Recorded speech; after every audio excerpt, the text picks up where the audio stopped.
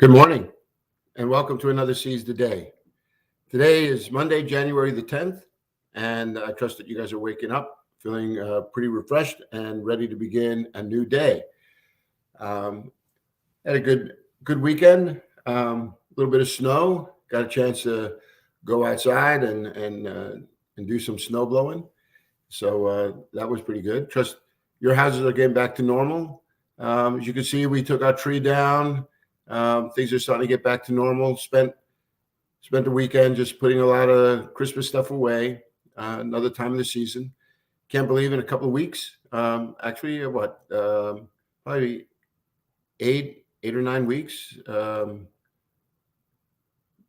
Beginning of April is going to be Easter. So it's a couple of more months, and hopefully we put another winter behind us. So I'm glad you guys are here this morning.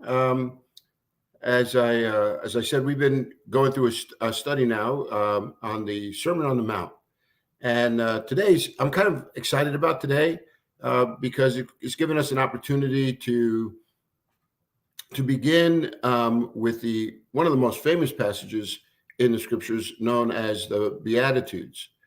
And I thought I would just start today by maybe reading some of that for you today. And it's found in Matthew's Gospel. So I'll just put it up here so that this way we can all find it together. This would be Matthew chapter 5 and beginning 1 through 10. So this would be a good place to start. You can see I got my Southern Maine hockey shirt on.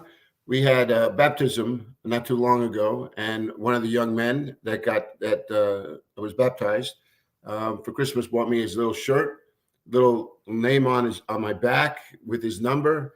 I thought that was a pretty cool gift, so I put it on and remember Braden, and just trust that Lord just continues to draw him closer to Himself. Great young man. Okay, Matthew chapter 5, and I'll just read through the first 10 verses here in Matthew chapter 5, beginning at verse 1. Jesus had just finished being introduced. It tells us where He has been. Jesus has been now doing ministry up in the northern part of Palestine, up in the region called Galilee, near the Sea of Galilee.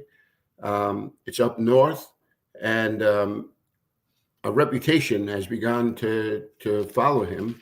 He has been teaching in the synagogues, preaching, it says, the good news of the kingdom, which over the past couple of weeks I've been laying emphasis to that this kingdom approach of Jesus is really important for us to really come to terms with, because it puts all of Jesus's work, His teaching, His miracles, everything in the context of what God is trying to accomplish in the world as we're living in it. So this reputation has then caused many people to come to Jesus from all walks of life. No doubt those who were a part of that ministry that He may have been having as He was teaching in the synagogues were theologically curious. They wanted to know more about what this teacher was saying. They had no doubt been reading the Scriptures for years and years, and now Jesus is enlightening them to things that they probably had never seen before. On top of that, there is this hope that He has been bringing forward, this good news of the kingdom. And Jesus is going to expand on that throughout the Sermon on the Mount, what it means to be a part of this kingdom. What does it mean to live under God's rule? And He begins by giving us a sense of where the blessing is, those that we would consider to be well off. What do they look like? And so Jesus now begins to open up the scriptures to a crowd of people who no doubt were in need of good news. At the end of chapter 4, before I read these passages, let me just give you a little bit of the background. It says, Jesus went throughout Galilee, teaching in their synagogues, preaching the good news of the kingdom, and healing every disease and sickness among the people. News about him spread all over Syria, and people brought to him all who were ill with various diseases, those suffering with severe pain, the demon-possessed, those having seizures, the paralyzed, and he healed them. So large crowds from Galilee, the Decapolis, Jerusalem, Judea, and the region across the Jordan followed him. So this region now that is surrounding the Sea of Galilee, the River Jordan, all the way down to the Dead Sea, on both sides of that river, it says that people would begin to now not only hear about Jesus, but were curious enough that people began to seek him out. And when they heard of many of the miraculous signs that he was offering, they brought those, no doubt, who were sick. So in your mind's eye, if you can imagine what this mass of people may have looked like, people from all walks of life, but also many who were very, very ill, sick, troubled, and no doubt the families that brought them, their friends that brought them, were concerned for them. They were not necessarily the movers and the shakers, right? They were perhaps those who were often overlooked, maybe a bit marginalized in this society, and yet people are coming to Jesus, and instead of ignoring them, Jesus made them a centerpiece of what he will be what he will be teaching. And so the Beatitudes begin then this way in chapter 5, verse 1. It says, "Now when he saw the crowds, he went up on the mountainside and sat down. His disciples came to him, and he began to teach them, saying, 'Blessed are the poor in spirit, for theirs is the kingdom of heaven. Blessed are those who mourn, for they will be comforted. Blessed are the meek, for they will inherit the earth. Blessed are those who hunger and thirst for righteousness, for they will be filled. Blessed are the merciful, for they will be shown mercy. Blessed are the pure in heart, for they will see God. Blessed are the peacemakers, for they will be called sons of God. Blessed are those who are persecuted because of righteousness, for theirs is the kingdom of heaven. Blessed are you when people when people insult you and persecute you and falsely say all kinds of evil against you because of me. Rejoice and be glad, because great is your reward in heaven. For in the same way they persecuted the prophets who were before you.'" So here it's not an unusual thing for a rabbi to pronounce blessing, right? It would have been something that was part of the religious experience of the Jews, to be a part of a community where people would pray over them and bless them. But I want you to take a closer look at these Beatitudes. Friend of mine, Tim Mackey, read these verses, and he said to him, it felt like somebody walking in the shallow end of a pool and then beginning to walk until they found themselves, completely submerged. In other words, the Beatitudes at first glance seem, pretty simple to understand until you begin to delve into them a little bit more, and you realize that this pronouncement of blessing, it doesn't come necessarily on those who you and I would think would be well off. In fact, when you read these texts, it kind of puts you back a little bit, because it seems like things are a little turned upside down. Like just look at the conditions of these blessings, right? If you look at the conditions of the blessing, it doesn't really seem like that's anything that anyone would really want to, strive after. or worse, that we would make those some kind of moral standard, some ethical pathway that we think we have to be this way in order to experience the blessing that Jesus is promising. And it seems a bit backward, doesn't it? The Beatitudes are really not meant for us to take them that way. For instance, blessed are the poor in spirit. In a parallel account of these Beatitudes found in the book of Luke, Luke just writes, blessed are the poor. The idea here is that these people are lacking resources. And as a result, they find themselves in conditions where it's not easy for them to improve their particular standing, right? And so if we were to look at this, are we to then walk away and think that the blessing is found in being poor? So is that where the blessing is to be found? Or how about those who mourn and meek and hunger and thirsting for righteousness? These words themselves, they wouldn't make the top 10 list, I think, on people's idea of what it really means to be well off, to be truly blessed. And hungering and thirsting is something that we tend to want to avoid, right? Mourning is a state that no one wants to settle into there. And the meek,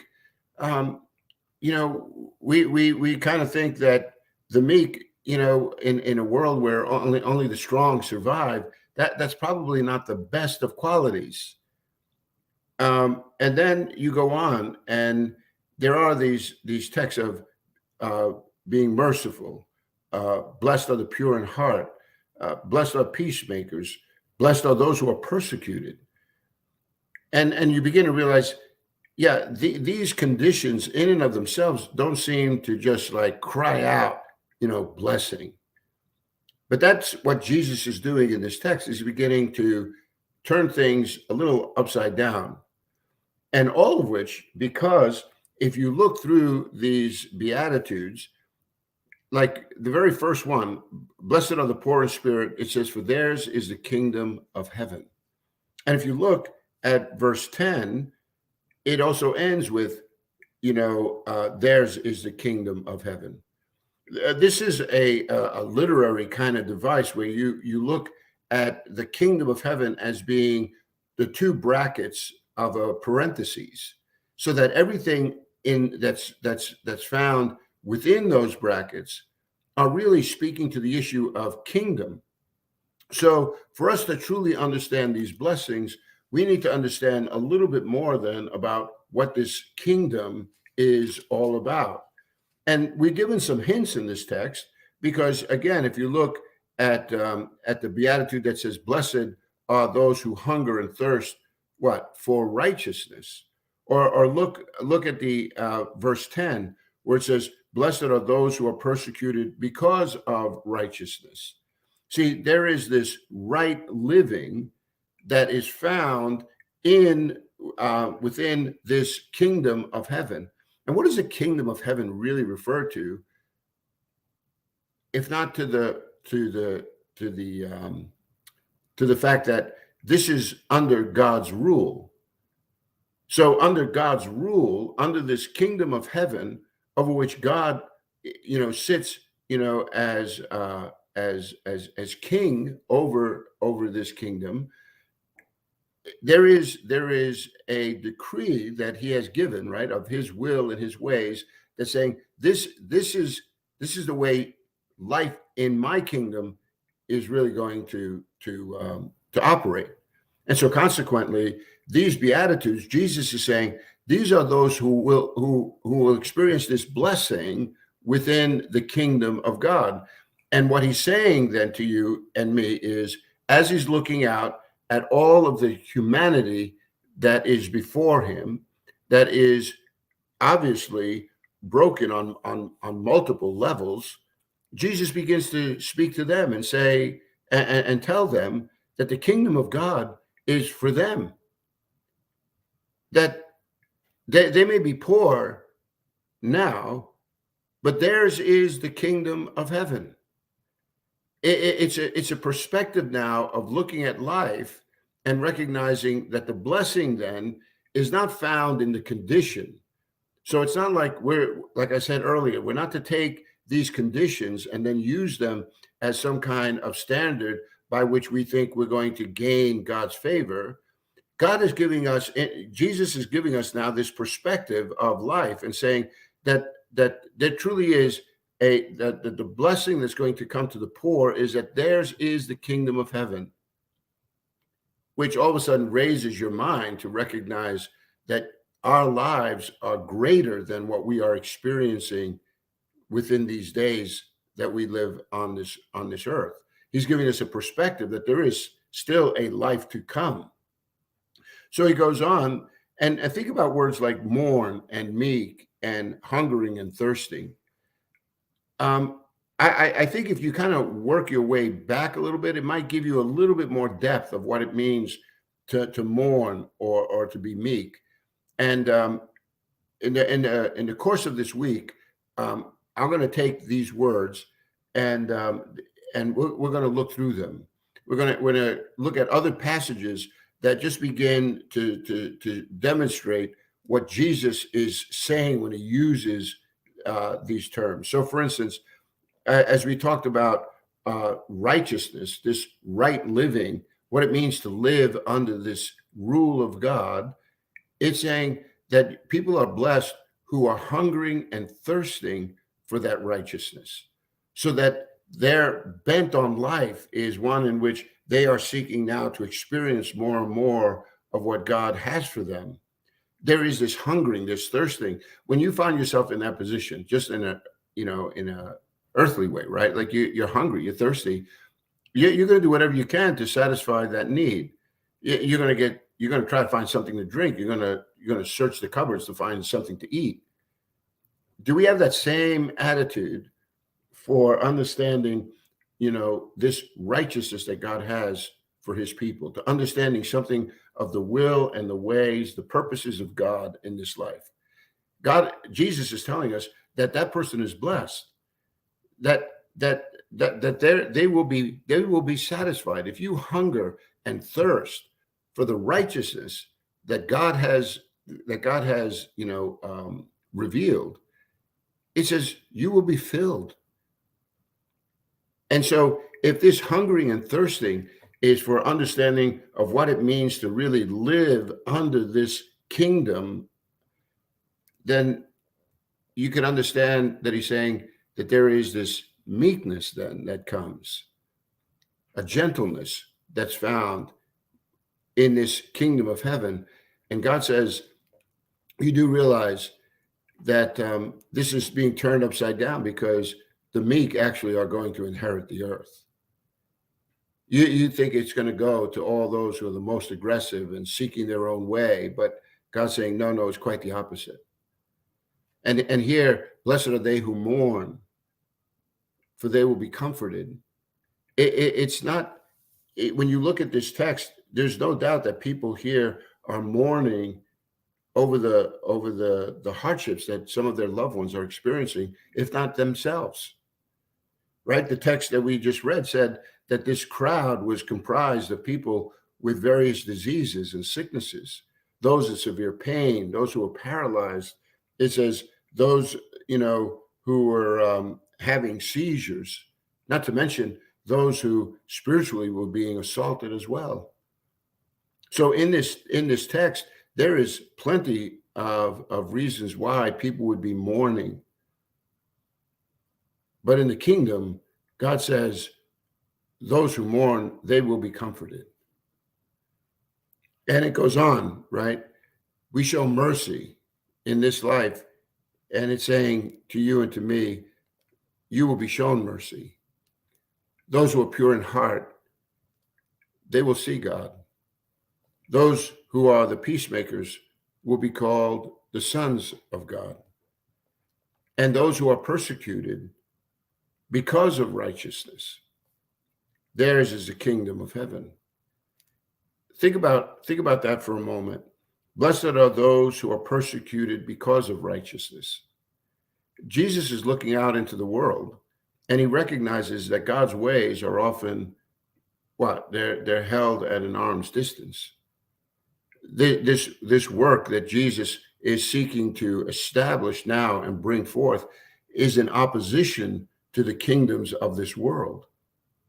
On my message on Sunday, I referred to the temptation account when after Jesus was baptized, and it says that the Father affirmed him and the Spirit of God anointed him.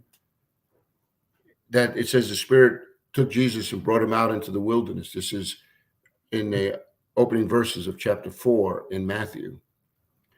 And when Jesus is led out into the wilderness, he said he's there 40 days and 40 nights, and he was hungry. The devil comes to tempt him with bread, right? And Jesus tells him, man does not live by bread alone, but by every word that proceeds from the mouth of God. What does that say about Jesus and his perspective of life?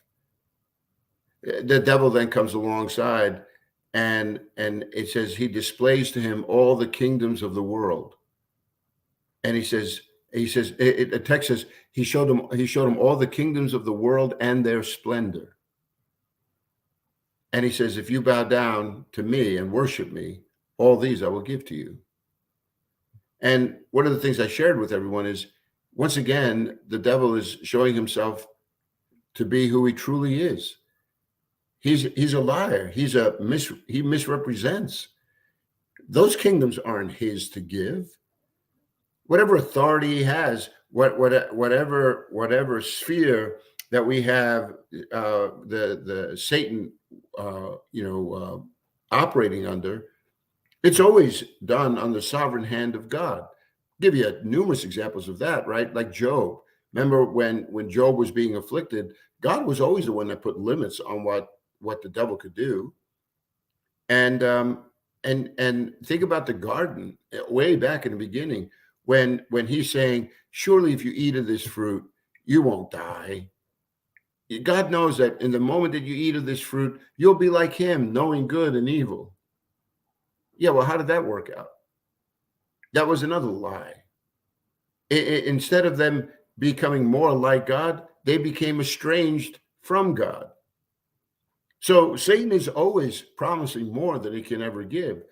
So you go back to this text, and now Jesus says that when we're like these salmon that are swimming upstream, when we find ourselves flying in the face of the opposition that we will receive from this world, he says, consider yourselves to be blessed, because what? Yours will be the kingdom of heaven. So there is this sense then when you read this, that these blessings, they seem to be upside down in the world in which we're living. We would think quite the opposite of this. And maybe just for sake of discussion this morning, as I said, we're going to get into this week. We'll look more and more at these particular Beatitudes. But I'm just laying a framework that I shared on the weekend in the message that I preached. And I also made a reference to these blessings that you find kind of parallel in the Gospel of Luke.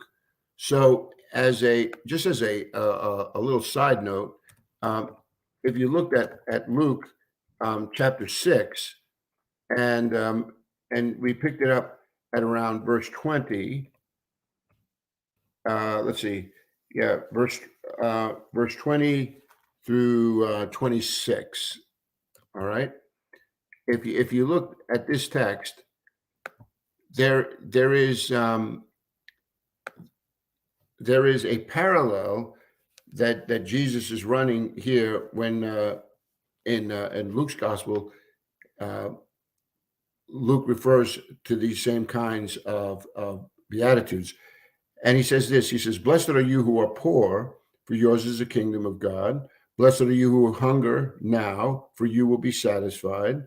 Blessed are you who weep now, for you will laugh. Blessed are you when men hate you, when they exclude you and insult you and reject your name as evil because of the Son of Man." right? So these are running in parallel. So he says, rejoice in that day and leap for joy, because great is your reward in heaven. For that is how their fathers treated the prophets. So Jesus is saying, look back in the history of God's dealing with his people, and you'll see every time he was sending them revelation, every time he was giving them prophets, speaking to them of this world that is to come, of a day of reckoning when judgment would be brought upon not only the world, but on the individuals, right, in this world. It was always done in this context, and people would often reject them, and they would persecute the very ones who came bringing good news. That's not so uncommon in the world in which we're living, right? Like you try to live the right way. You try to live in by God's decrees, and if if it doesn't open you up to ridicule, people just out and out reject you. They think you're trying to curtail people's options, their fun. You're a downer. I mean, just think of all the ways in which those who are pursuing kingdom principles are put down in this world, made to seem, as though they're just completely out of step. But notice Jesus goes on here in Luke chapter 6, and notice what he says here in verse 24. He says, and now it's the contrast of this, right? He says, instead of blessing, he's saying, woe to you who are rich, for you have already received your comfort.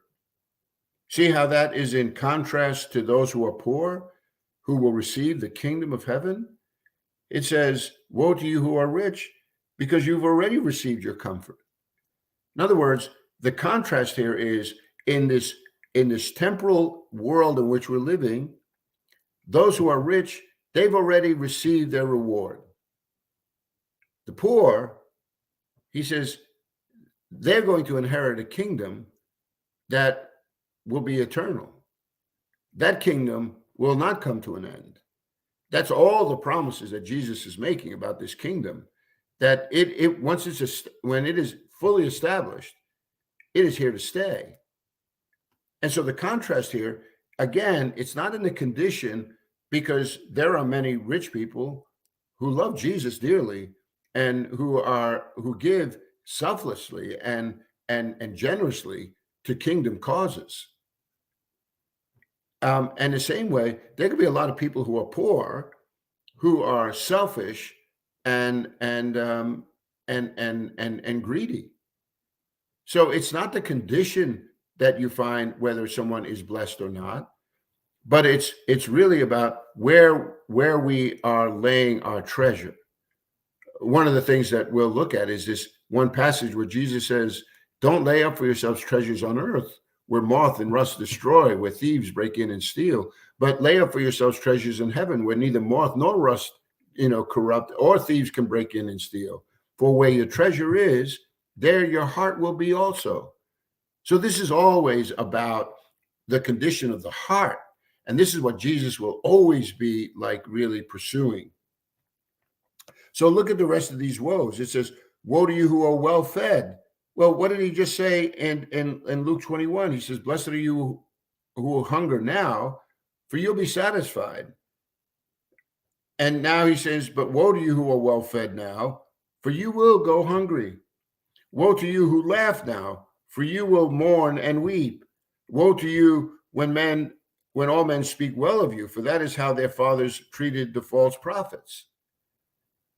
So there is this distinction then, those who are living by the principles of this world, of this age in which we find ourselves, are those who are living by the principles of God's kingdom. And God has a way of taking care of those people. And he's telling all of us that we can't measure life too narrowly, that this life needs to be broadened out so that we understand that the amount of years that we have in this life is in preparation for this life that is to come. And throughout the Sermon on the Mount, Jesus is going to be interjecting again this awareness that life needs to be viewed through this lens of eternity, not just in these temporal standings. Because according to this text that we just read here in Luke 6 and back in Matthew, who are those who are really well off? But those who are in pursuit of this kingdom of God that God says all these blessings are going to come to. And they're not going to be temporal, like you read about just now in Luke 6. You and I would think that the people who are blessed are the ones who are the rich, the well-fed, those who are laughing, those who have this great reputation with those around them. And God's saying, yeah, but if all of that is done outside of the kingdom rule of God, the reward is only found in the temporal experience that we have in the few short years that God gives us in this planet. And we're going to be missing out on all that he has. And so where are we going to lay up this treasure? On earth, where it's so fleeting? Or are we going to lay up for ourselves treasures in heaven, where it says neither moth nor rust can destroy or thieves can break in and steal? So who's well off? Those who are living by these kingdom principles, those who are living under the rule of God. And though we find ourselves in various stages, God says, I'll remember you, and you have an inheritance in this kingdom. Imagine how that may have fallen on the ears of those who were in those crowds, who, when they saw in Jesus one who is this promised Messiah, it would just awaken this sense of hope within them and recognize that their labor in this world is not in vain. There's so much more to be said about these words, and I hope to uncover some of that with you as we continue. But for today, just recognize that the blessing is found in those who are living under the rule of God in this kingdom. That wherever they are in this life now, God is going to bring a remedy. It will all be made right. And in the meantime, as we will begin to see more and more in this Sermon on the Mount, God is promising his presence in this world as well. It's not all in the next and none now. No, we get to enjoy his favor now, as well as looking forward to this hope that will never disappoint. Well, I hope that encourages you this morning to go out and seize the day, to recognize his blessing. And Lord willing, we'll spend some more time again tomorrow. Until then, I just hope every day you recognize that God is good all the time. God bless you, my friends, and we'll see each other again tomorrow.